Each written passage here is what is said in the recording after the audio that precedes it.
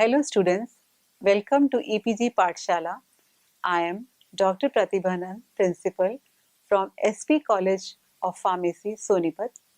Today we are going to discuss about the module Advances in Ocular Drug Delivery System 2 under the paper Novel Drug Delivery System Part 1. Coming to the objectives, I'll be discussing about the introduction, drug delivery to the anterior segment of the eye with suitable examples and formulations available, drug delivery to the posterior segment of eye with examples and all the formulations available. Regarding the introduction, transport of the drugs applied by traditional dosage form is restricted to the eye and therapeutic drug concentration in the target tissues are not maintained for a longer duration since the eyes are protected by a unique anatomy and physiology. For the treatment of anterior segment of eye, various droppable products to prolong the retention time on the ocular surface have been introduced in the market. On the other hand, direct intravitreal implants using biodegradable or non-biodegradable polymer technology have been widely investigated for the treatment of chronic vitreoretinal diseases. There is an urgent need to develop an ocular drug delivery system which provide control release for the treatment of chronic diseases and increase the patient's and doctor's convenience to reduce the dosing frequency and invasive treatment. Drug delivery system to the anterior segment of eye. First one is through eye drops. To prolong the retention time of topically applied drugs in the anterior segment of eye drops utilize interaction between the drug carrier, that means the excipients, and physiological environment of cornea or subconjunctiva. Duraside DDS is based on a polycarbophil aqueous solution. Basically, polycarbophil is polyacrylic acid cross-linked with divinyl glycol and forms hydrogen bonding with the mucus and corneal and conjunctival epitheliums, which are all negatively charged to extend the effects of drugs to several hours. Azarite containing a broad spectrum antibiotics, that is azithromycin ophthalmic solution, was formulated Duraside. It is meant for the treatment of bacterial conjunctivitis and was launched in United States in 2007. This utilizes Duraside, a combination of azithromycin and dexamethasone for the treatment of blepharoconjunctivitis and is currently in phase 3. Bromfenac in Duraside is in phase 1/2 to reduce the inflammation and pain after ocular surgery. Methylcellulose has a lower critical solution temperature at approximately 50 degrees centigrade and salt to gel phase transition occurs. Since the temperature of ocular surface is 32 to 34 degrees centigrade, therefore, the lower critical solution temperature, that is LCST, needs to be lower to gel the methylcellulose solution at ocular surface quickly after instillation as eye drops. In general, high concentration of electrolytes lead to salting out of and gelation of methylcellulose. Wakamoto Pharmaceutical Co. Limited Company of Japan has developed temperature-responsive eye drops and formulated timolol maleate for glaucoma therapy. It is available in Japan using combinations of methylcellulose, sodium citrate, and polyethylene glycol, which can act by lowering the lower critical solution temperature of methyl cellulose. Another example is amberlite. It is a strong cation exchange resin which is polystyrene sulfonic acid resin cross-linked with diphenyl benzene. Betopic S has marketed from 1990 where the active ingredients are betaxolol and was used for glaucoma therapy and consisted of this resin. Positively charged betaxolol is bound to the negatively charged sulfonic acid group in the resin. When betaxolol bound resin is applied to the eye, the cationic ion such as the sodium or the potassium in the tear fluid induce the release of betaxolol molecules from resin matrix into the tear film and lead to betaxolol penetration across the cornea. Another example is Tobradex ST, which is a combination of tobramycin 0.3% and dexamethasone 0.05% and has been launched as an anti-inflammatory and anti-infective formulation for blepharitis. It improves the suspension formulation characteristics and quality, tear film kinetics, and tissue penetration using xanthine gum and anionic polysaccharide with repeating unit of 2-D-glucose, 2-D-mannose, and 1-glucouronic acid residue.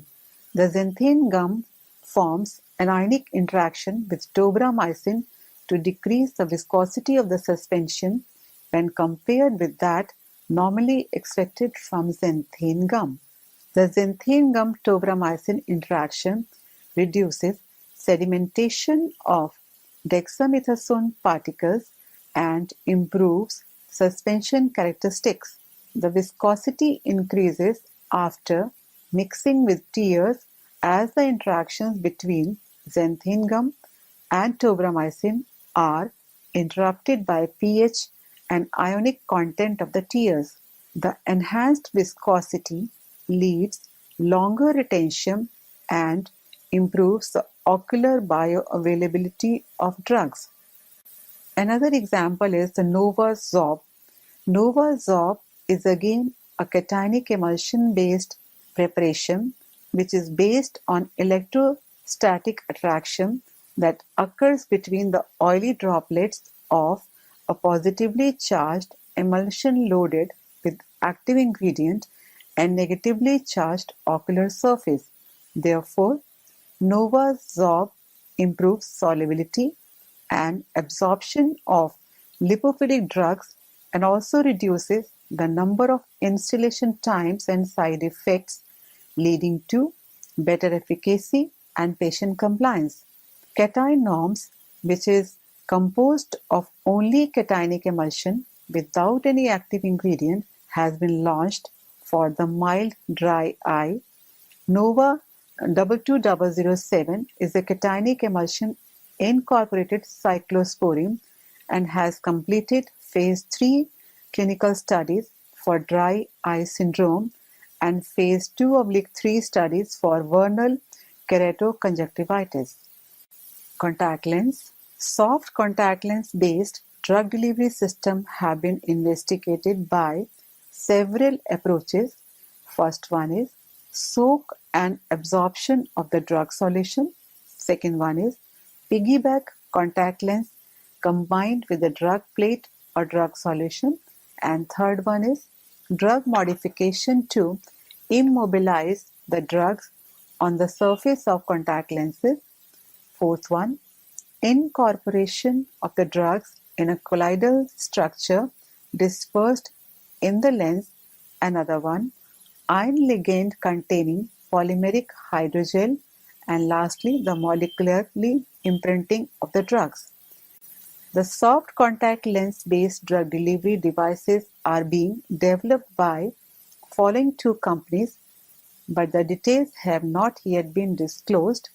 Its Vistacon Pharmaceuticals has completed a multi-center phase 3 clinical trials for a contact lens pre-soaked to release an antihistaminic drug that is ketotifen, to prevent the allergic conjunctivitis in contact lens wearers. Seed Co. Limited and Sanju Pharmaceuticals Co. Limited have co-developed a disposable soft contact lens to release incorporated sodium chromoglycolate for one day. They have announced clinical trials for allergic conjunctivitis in Japan and was conducted in 2010. Cul-de-sac inserts, it's Lacrizette. Lacrizette is basically a rod-shaped water-soluble cul-de-sac insert and composed of hydroxypropyl cellulose without preservatives and other ingredients. Having a diameter of 1.27 mm with a length of 3.5 mm, it is indicated in moderate to severe dry eye syndrome. Lacrizette has not been applied as a drug delivery carrier as yet, although previously many inserts including Collagen Shield, Ocuvite SR, a new ophthalmic delivery system, and Minidisc ocular therapeutic system have been developed, but there are no further activities at present. The commercial failure of these inserts might be attributed to the psychological factors including the reluctance to abandon the traditional droppable formulations and occasional ejection from the eye was observed in the case of Ocuzert. Ocuzert provides uniform controlled release of pilocarpine as an ocular hypotensive drug and has been commercialized in 1974. Ocuzert consists of two outer layers of ethylene vinyl acetate copolymer and an inner layer of pilocarpine in alginate gel within diethyl hexyl phthalate for a release enhancer and sandwiched between ethylene vinyl acetate layers. However, Ocuzert has not become widely used because of unsatisfactory intraocular pressure control due to various causes, including the difficulty of inserting the device, ejection of the device from the eye, and irritation during insertion. Now coming to the punctal plugs. To prolong the retention time and increase the absorption and efficacy after instillation of eye drops, inhibition of drainage through nasolacrimal system using punctal plugs into the puncta is a long-standing approach. Efficacy of an ocular hypotensive agent in eye drops in conjunction with punctal occlusion by punctal plug has been evaluated. Although punctal occlusion significantly decreased, approximately 2 mm of mercury intraocular pressure in the plugged eyes, and it was not concluded that this intraocular pressure decrease is clinically significant. Now coming to the subconjunctival or episcleral implants. Lux Biosciences in New Jersey, they developed LX201, a silicon matrix episcleral implant which was designed to deliver cyclosporin A to the ocular surface for 1 year. This implant is flat on the bottom in contact with the episclera and at the top is rounded in contact with the anterior surface. So this LX201 is available in two different lengths, that is 0.5 and another one is 0.75 inches. Each implant is 0.08 inches wide with a height of 0.04 inches. An episcleral plant developed by 3T Ophthalmics, that is Irwin's, that is in US, is also composed of silicon and looks like a tiny bathtub. Less than 1 centimeter long, it can be refilled with drugs in any form such as solution, gel or matrix. Now, Coming to the drug delivery system to the posterior segment of eye, its intravitreal implants, and under this comes the Duracert technology system. Duracert technology system uses a drug core with one or more surrounding polymer layers and delivers the drugs for predetermined periods of time ranging from days to years. The drug release is controlled by permeability of the polymer layers. Using the Duracert system, an antiviral drug, that is ganciclovir (GCV) loaded intravitreal implant was used for the treatment of cytomegalovirus retinitis and has been developed as the first intravitreal drug delivery system which avoids systemic side effects and doesn't involve frequent intravitreal injections.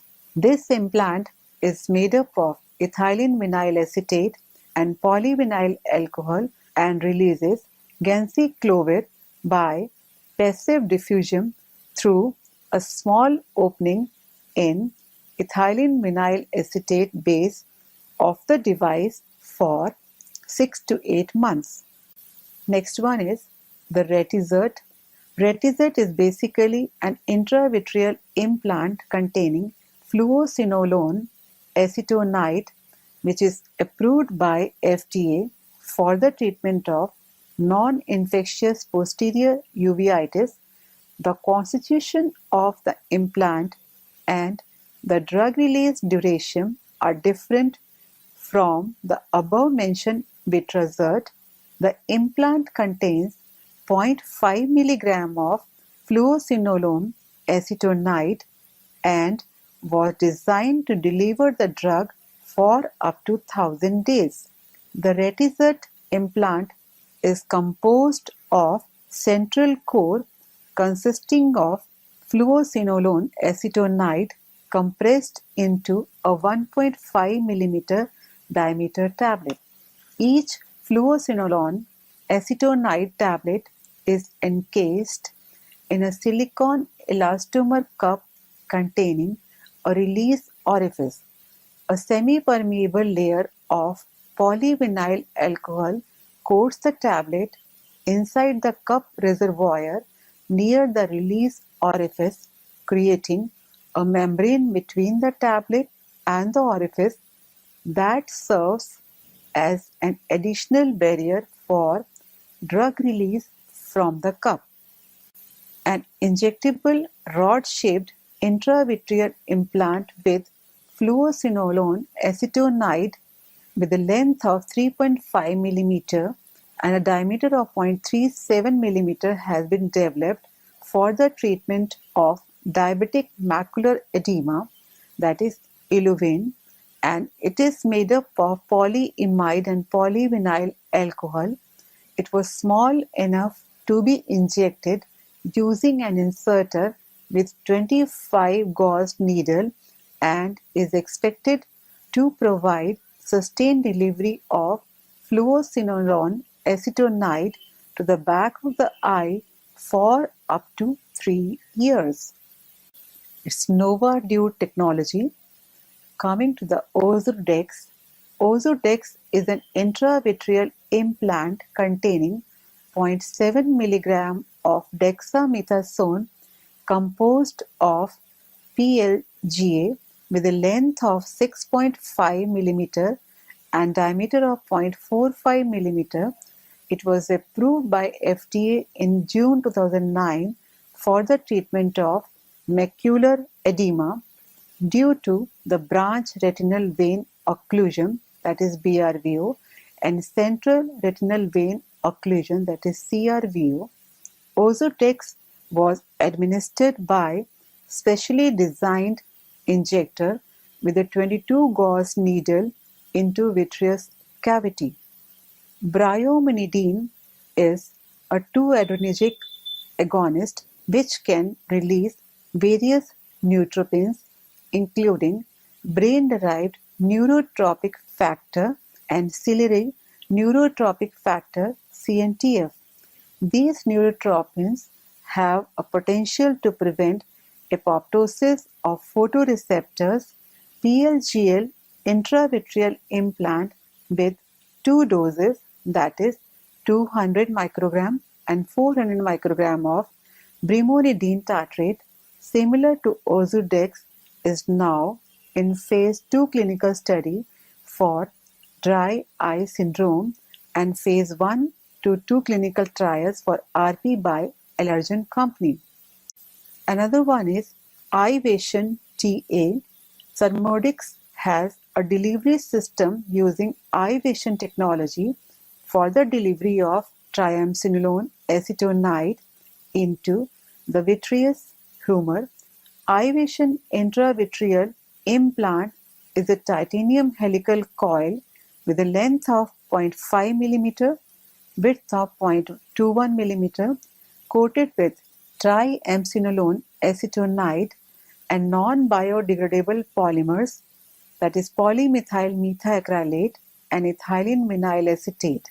It is predicted that this implant will have an in vivo sustained delivery for a minimum of 2 years.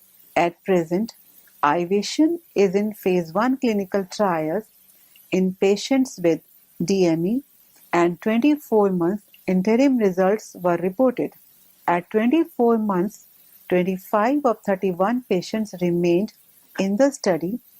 11 patients, that means the 11 eyes, in the slow release group, and 14 patients, that means the 14 eyes, in the 14 release group.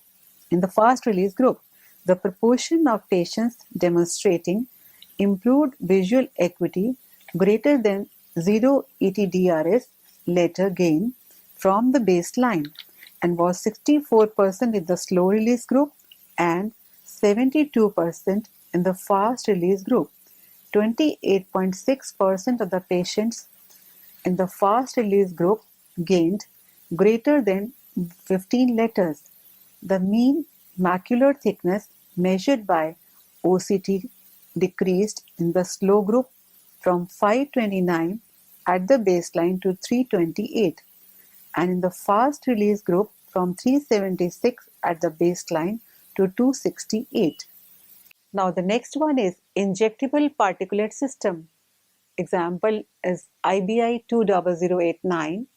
Icon Bioscience of US is developing IBI 20089 containing triamcinolone acetonide using Verisome drug delivery platform technology. The Verisome is a translucent liquid. When the IBI 20089 mixes with saline, the solution becomes milky, slightly opaque color and forms a gel. Next one is the RETAC. Reports showing human studies of PLGA microspheres with triamcinolone acetonide, that is the RETAC system, have been studied. So this RETAC was injected intravitreally into the patients with diffuse DME and their efficacy compared to the naked TA injections. So RETAC treated eyes showed marked decrease of retinal thickness as well as improved visual acuity for 12 months. So this study demonstrated a superior long-term pharmacological performance when compared to the naked TA injected eyes. So RETAC was found to be safe and well tolerated by the retina. No drug or the procedure released related side effects were observed in this study. Another one is Cortijet. Cortijet is a Nova 63035 from Nova Gully Pharma, is a preservative-free emulsion composed of oily carrier and phospholipid as surfactant encapsulated a target tissue activated corticosteroid prodrug.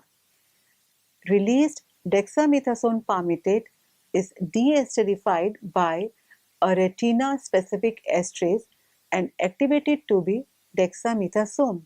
A single intravitreal injection provides sustained release over 6 to 9 months. Now, the next one is Visudyne.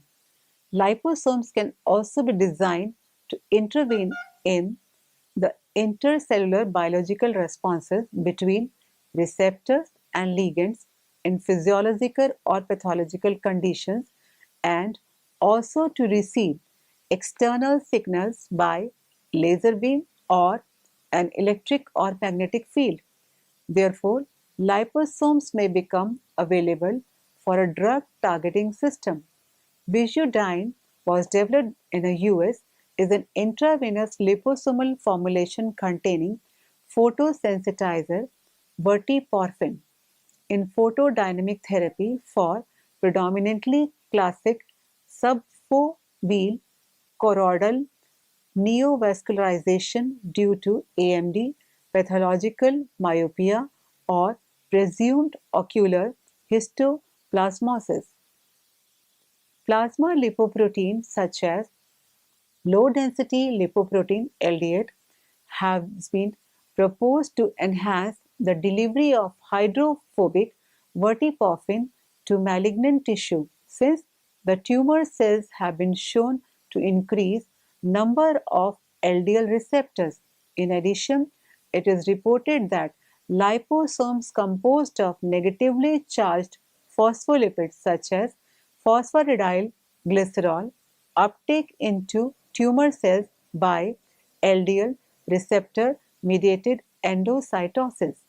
It is thought that verteporfin released in blood flow from liposome is associated with LDL and uptake in neovascular tissues, and undissociated verteporfin still encapsulated in liposome is accumulated in the vascular endothelial cells via LDL receptor mediated endocytosis, since phosphatidyl glycerol is a major constituent of Visudyne formulation. Now, coming to the eye drops. Eye drops are the aqueous suspension of poorly water-soluble drugs and has some pharmaceutical problems including caking, poor redispersibility, which may affect the bioavailability due to the dosing error, and difficulty of filtration, sterilization due to the wide range of particle size. So difluprednate emulsion, it clears these problems and can more easily penetrate into the intraocular tissues compared to with its suspension. A non-randomized clinical study for refractive DME after vitrectomy with eye drops of difluprednate emulsion, that is Durezol, developed by Alcon Laboratories, was approved by FDA for the treatment of inflammation and pain associated. Ocular surgery was conducted to compare with subtenon injection of TA. The eye is one of the most complex organ in the human body, as mentioned in the previous review. Many successes in anterior drug delivery system are for prolonging the retention time and reducing the administration frequency have been achieved. Additional needs in this field might be to improve patients and doctors' compliance. On the other hand, many implantable sustained drug delivery systems for chronic vitreoretinal diseases using biodegradable or non-biodegradable polymers are being developed. In order to reduce the side effects during long-term drug exposure, intelligent posterior drug delivery strategies which respond to external environment changes or disease-oriented pathophysiological signals are needed. Due to transparent ocular mediums, intraocular tissues like vitreous and retina are relatively easy to be observed without any invasion, and various administration approaches including intravitreal or subretinal injection implantation could be developed. In addition to Lucentis, a monoclonal antibodies, since the eyeball is a closed organ, novel therapeutic molecules like antisense oligonucleotide for cytomegalovirus retinitis and aptamer, or a small interfering RNA for neovascular AMD have been investigated in human eye before their applications for systemic diseases. Therefore, more challenging approaches might be applicable in the ophthalmic field. Certainly, we should further consider the most efficacious combinations of optimal drugs, dose, route, and drug release pattern like sustained release, pulsatile release, or controlled release responding to a trigger according to the pathophysiology and progressive courses of the targeted disease. So, students, let us summarize what we have learned in this particular module. Many successes in the anterior drug delivery system and posterior drug delivery system for prolonging the retention time and reducing the administration frequency have been achieved. Now, additional efforts in this field are still required to be done to improve the patient and doctor compliance. Thank you.